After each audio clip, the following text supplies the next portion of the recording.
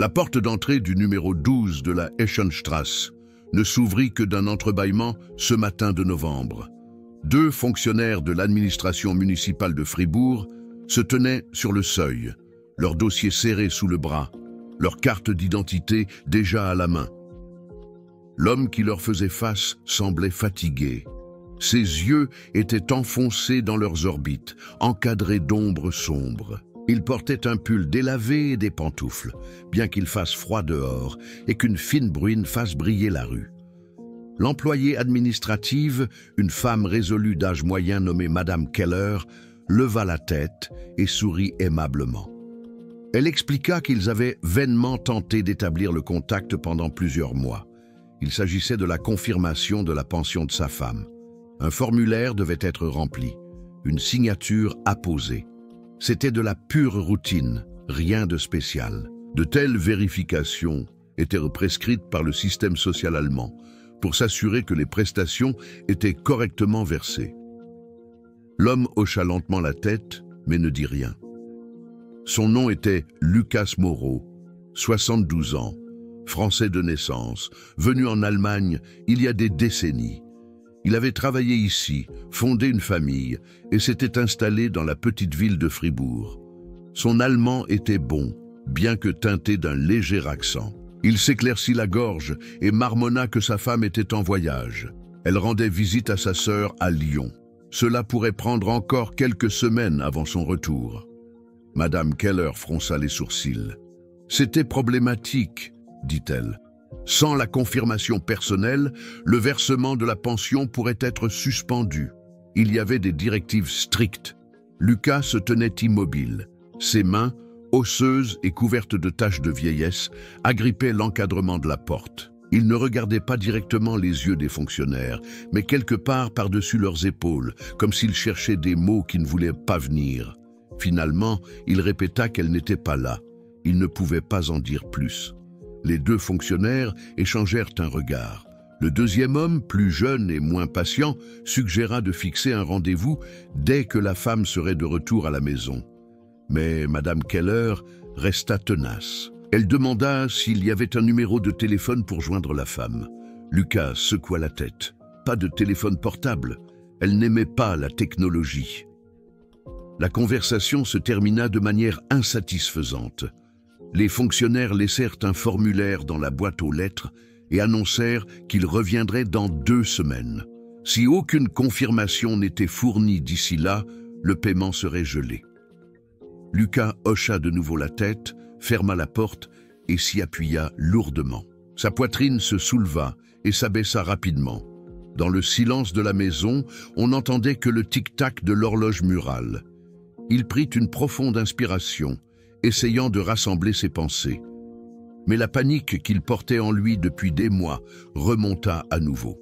La Eschenstrasse se trouvait dans un quartier tranquille à la périphérie de Fribourg, entouré de jardins de devant bien entretenus et de maisons mitoyennes identiques datant des années 80. Les voisins se connaissaient de vue, se saluaient poliment, mais gardaient leur distance. C'était l'une de ces rues où chacun menait sa propre vie sans trop s'immiscer dans celle des autres. Lucas et sa femme Léa vivaient ici depuis plus de 30 ans.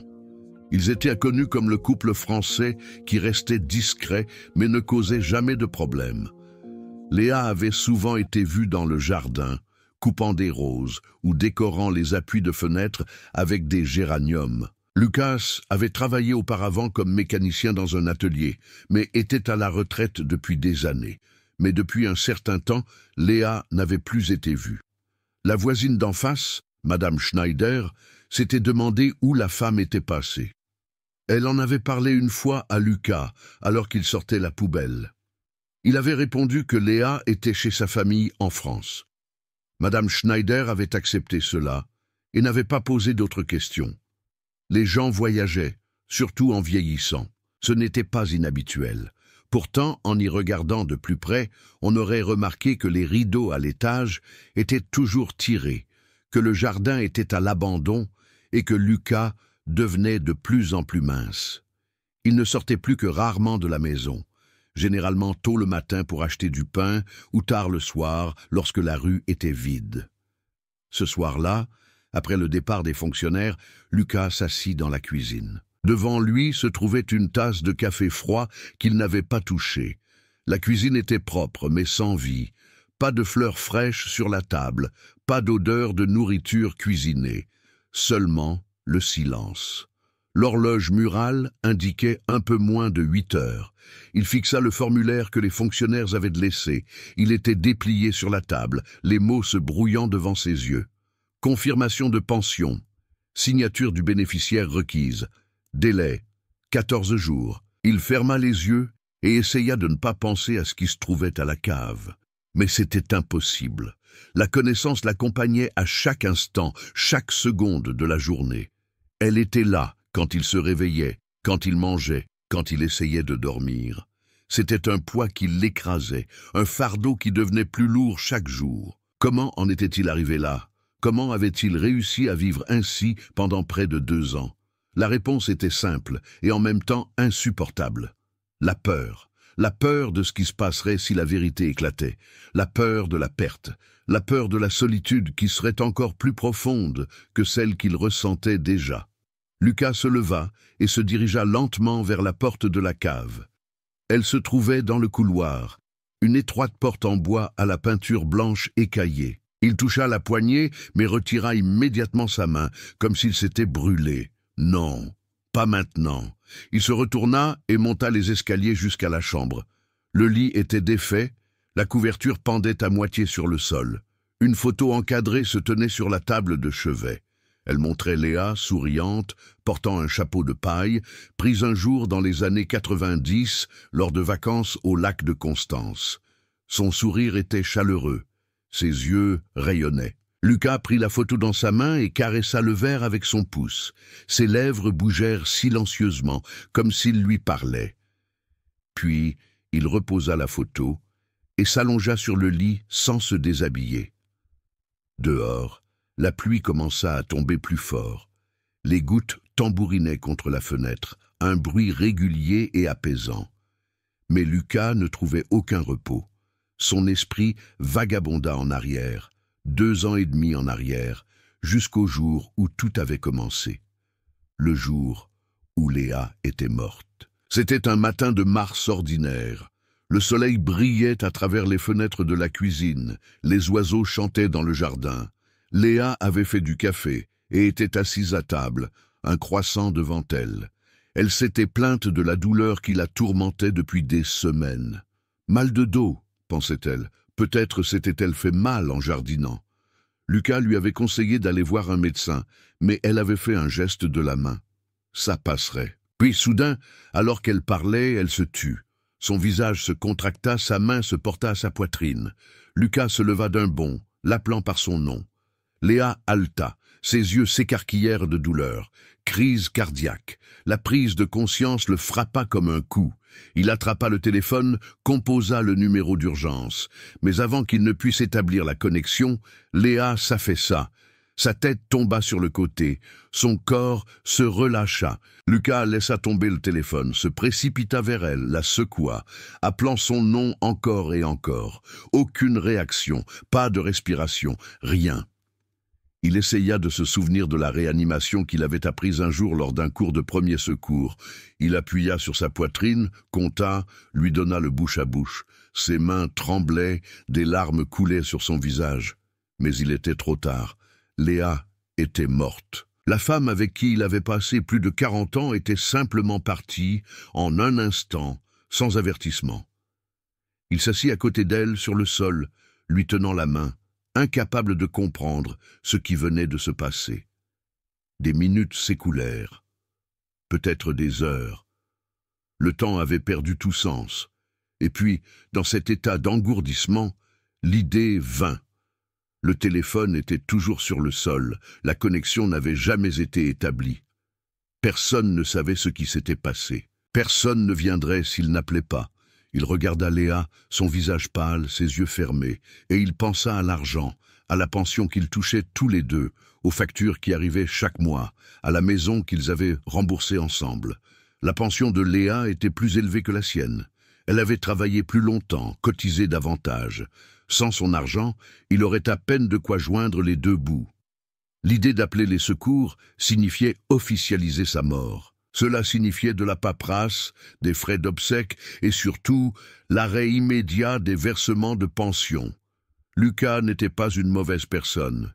Il n'avait jamais rien fait de mal, n'avait jamais fait de tort à personne. Mais à cet instant, submergé par le deuil, la peur et le désespoir, il prit une décision qui allait changer sa vie à jamais. Il n'appela pas.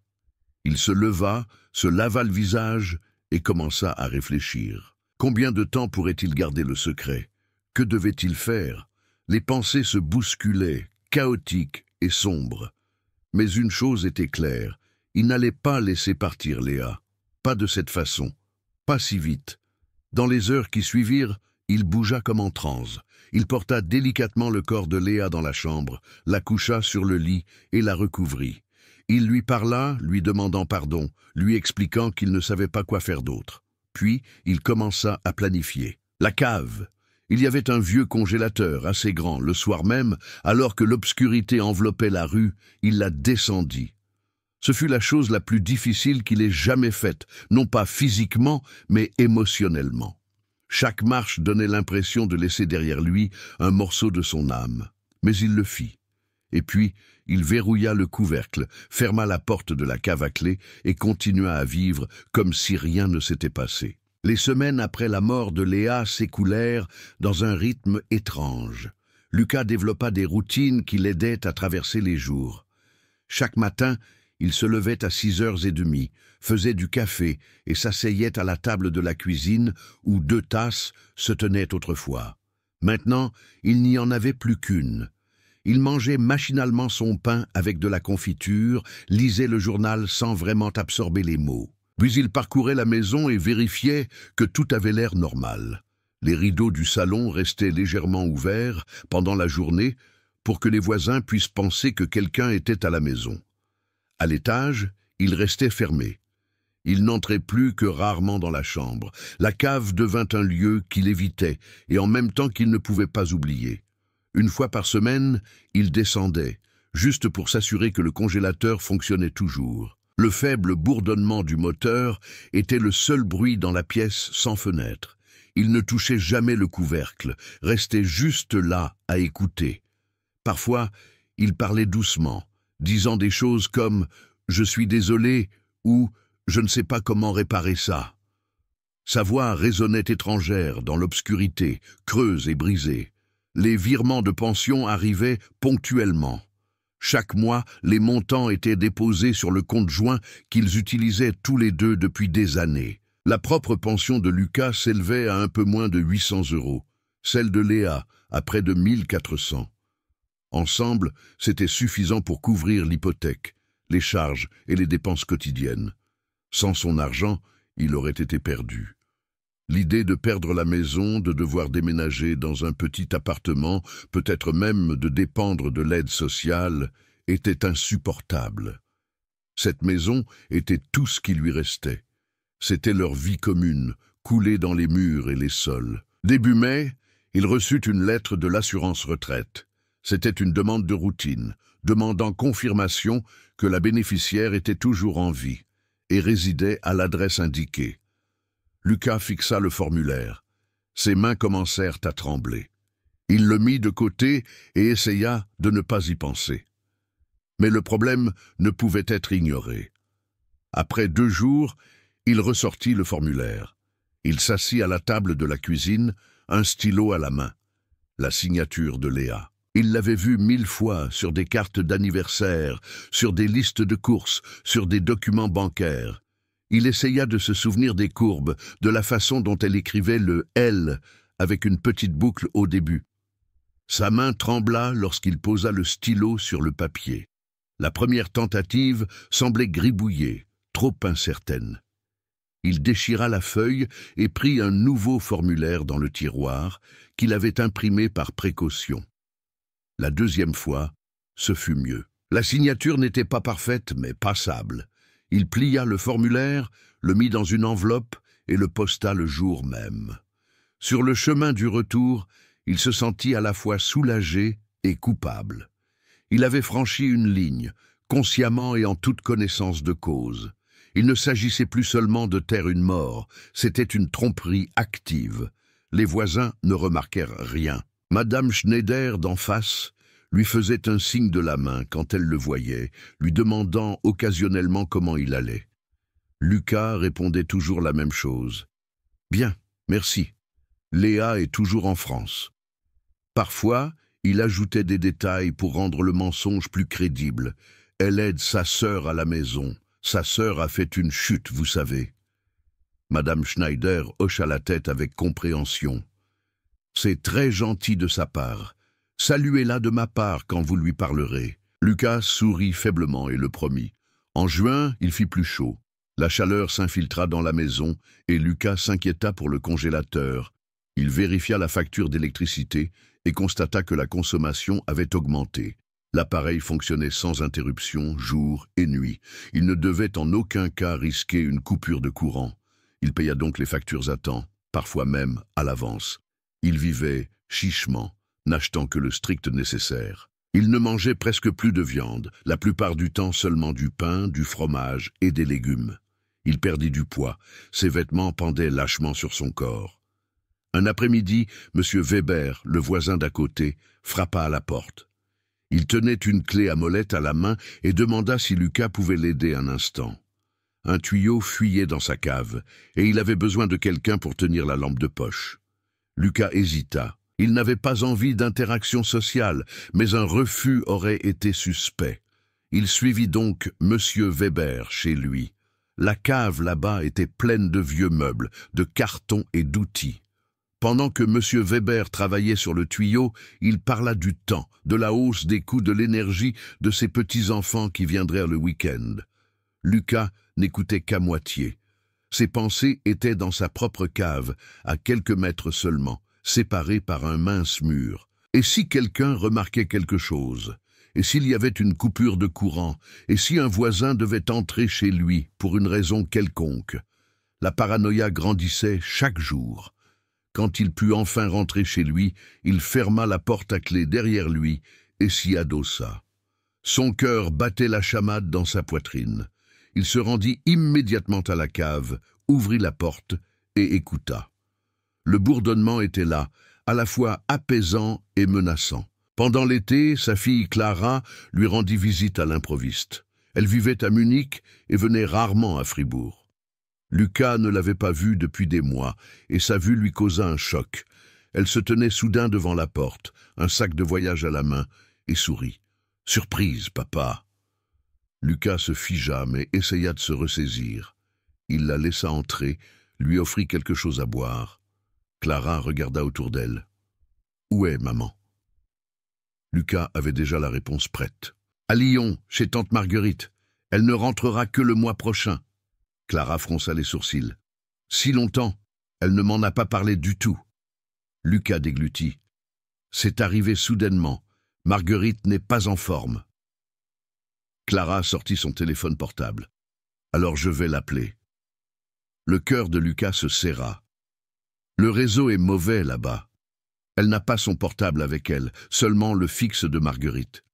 Et elles sont souvent dehors pendant la journée. Clara parut sceptique, mais remit le téléphone dans son sac. « Étrange, maman ne va jamais nulle part sans son portable. » Lucas haussa les épaules.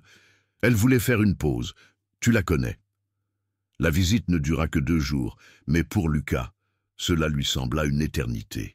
Il devait constamment faire attention à ce qu'il disait, devait éviter les questions, devait empêcher Clara d'aller à la cave.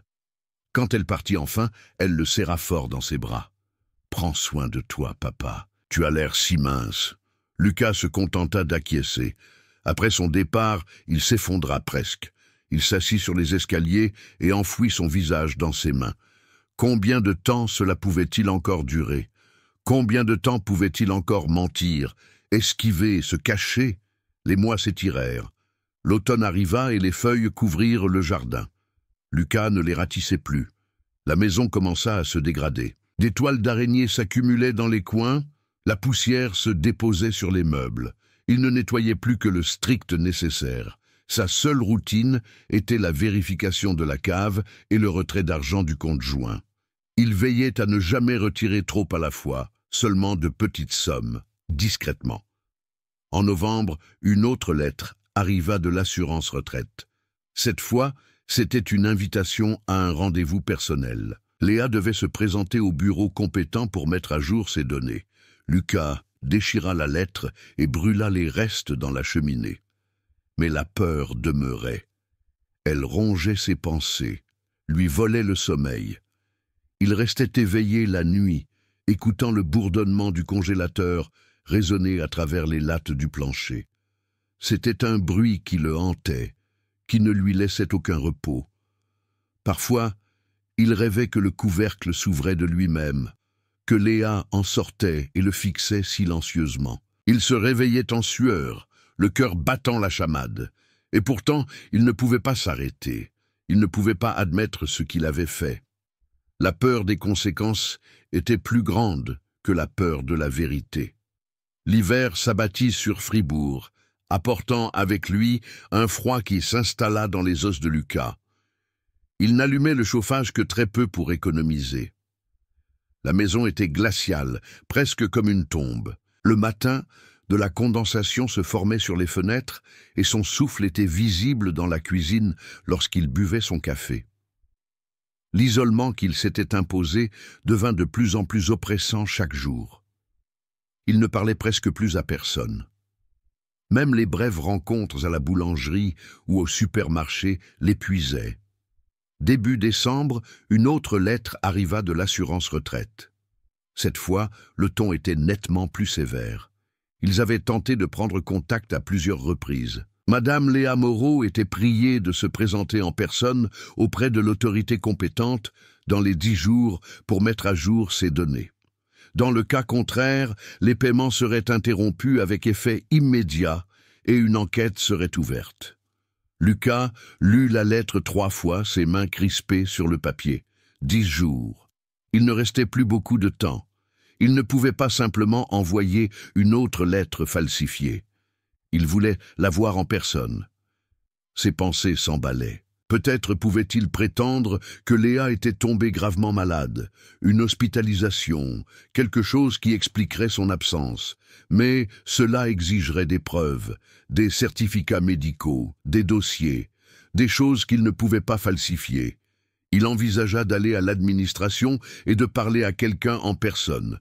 Mais que devait-il dire ?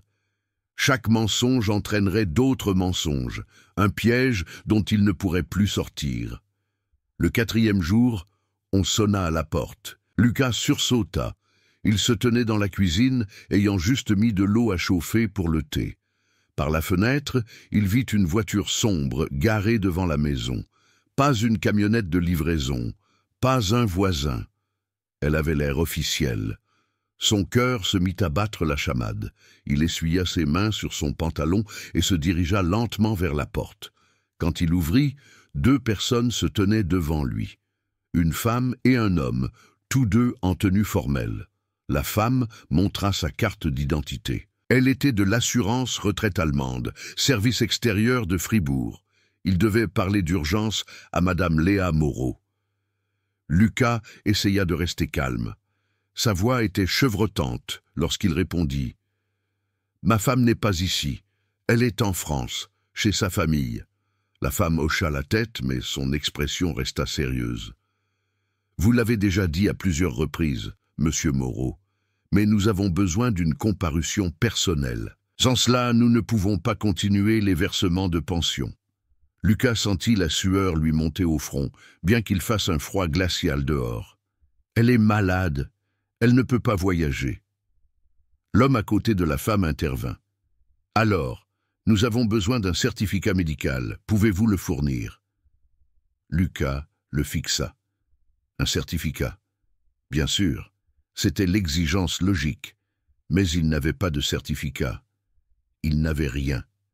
Je vais voir ce que je peux faire. » La femme fit un pas de plus. « Monsieur Moreau, je dois vous informer que la dissimulation ou le retard intentionnel d'informations pertinentes concernant un bénéficiaire de pension peut constituer une infraction pénale.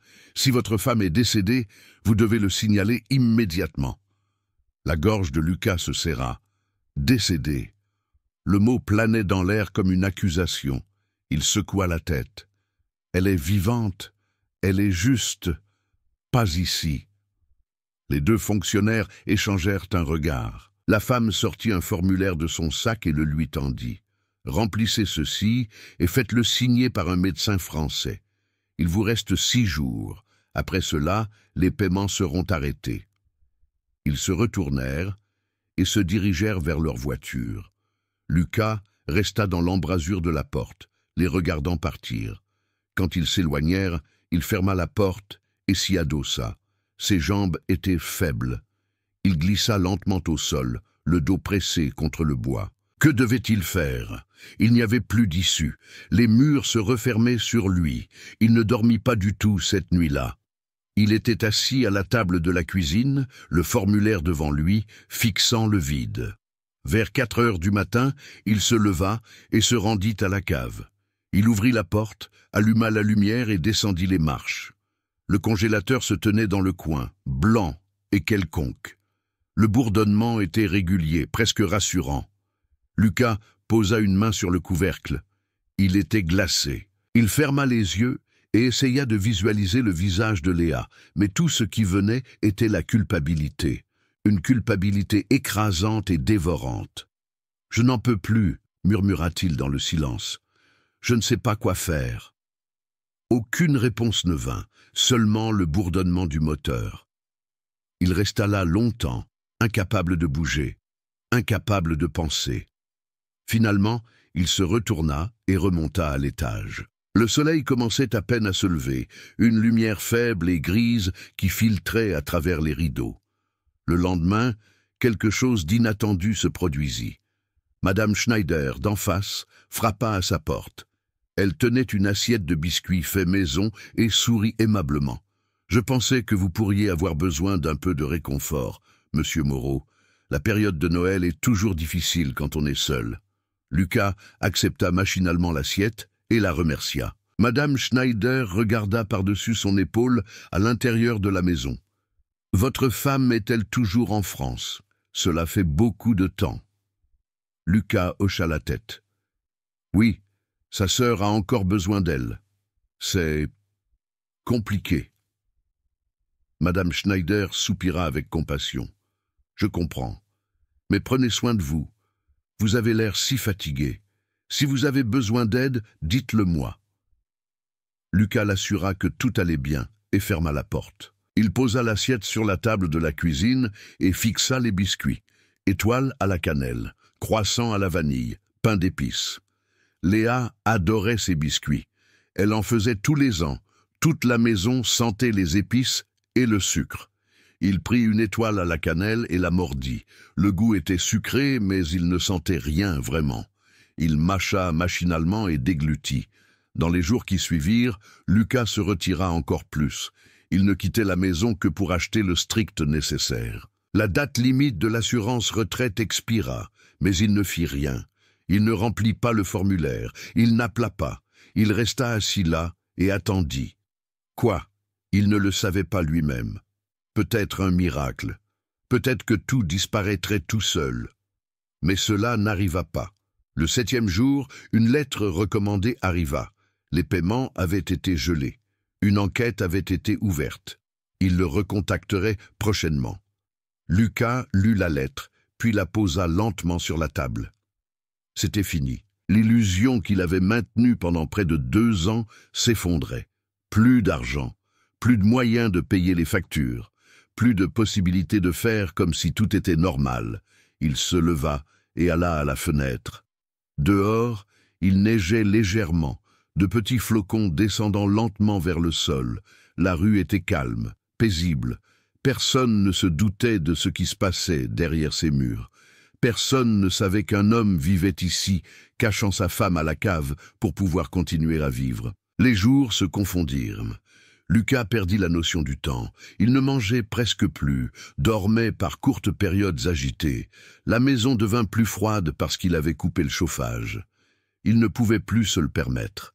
L'électricité suivrait bientôt s'il ne pouvait pas payer la prochaine facture. Et si le courant était coupé, le congélateur s'arrêterait de fonctionner.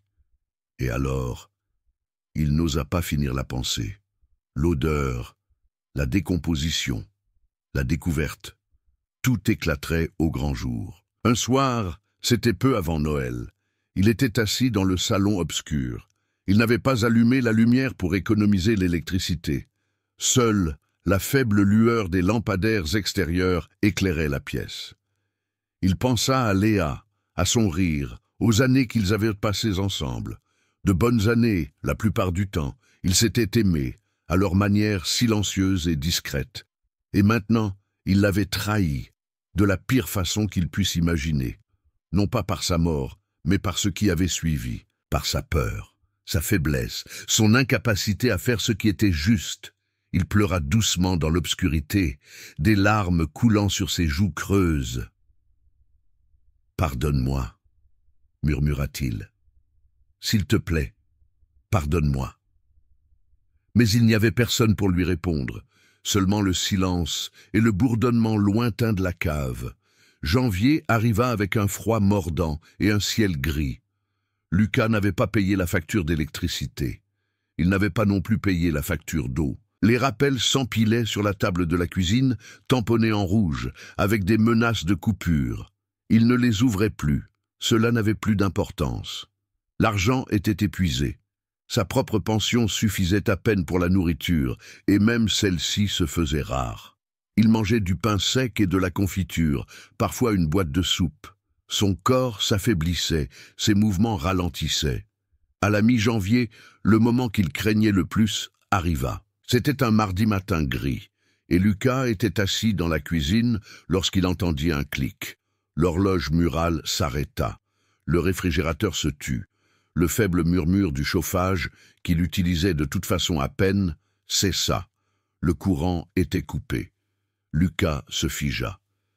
Sa première pensée ne fut pas pour la maison, ni pour la lumière, ni pour la chaleur.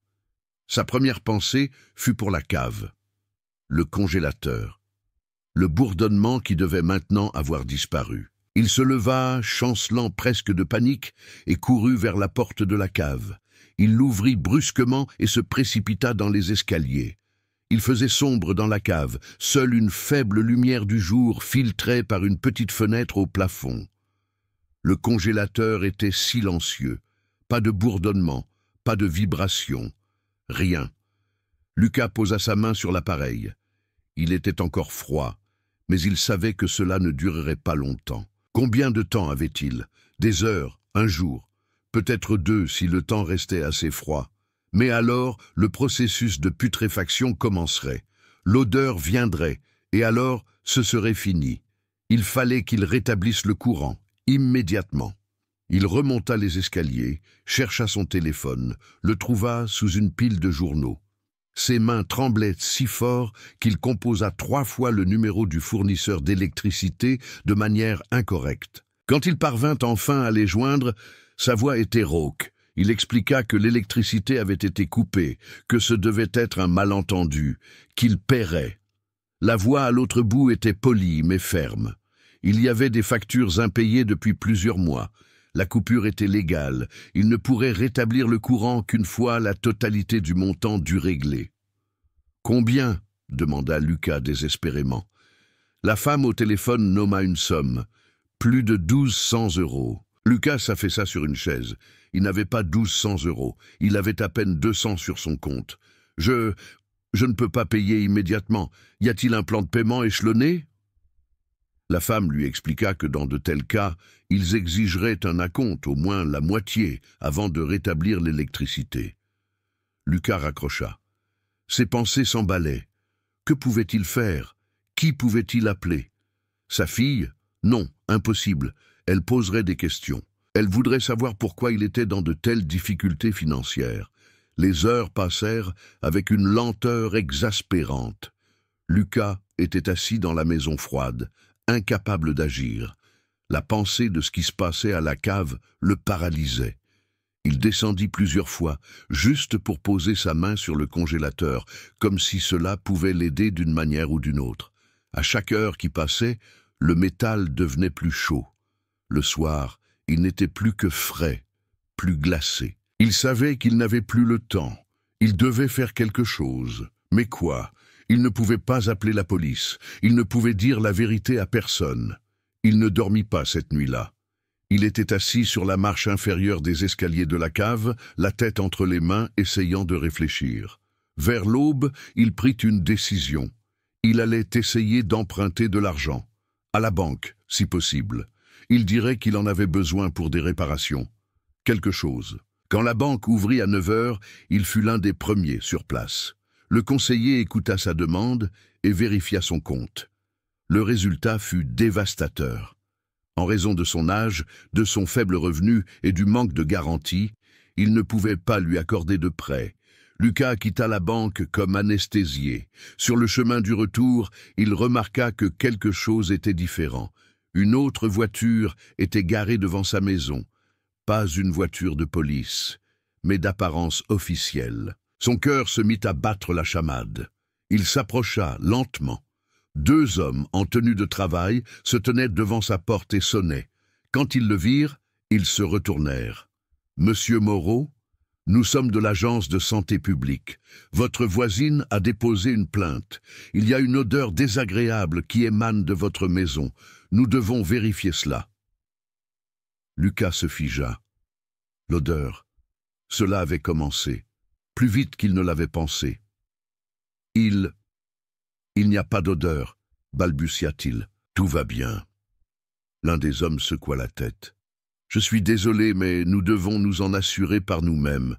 C'est une plainte officielle. Vous devez nous accorder l'accès ou nous devrons appeler la police. Lucas resta là, incapable de bouger. Ses pensées,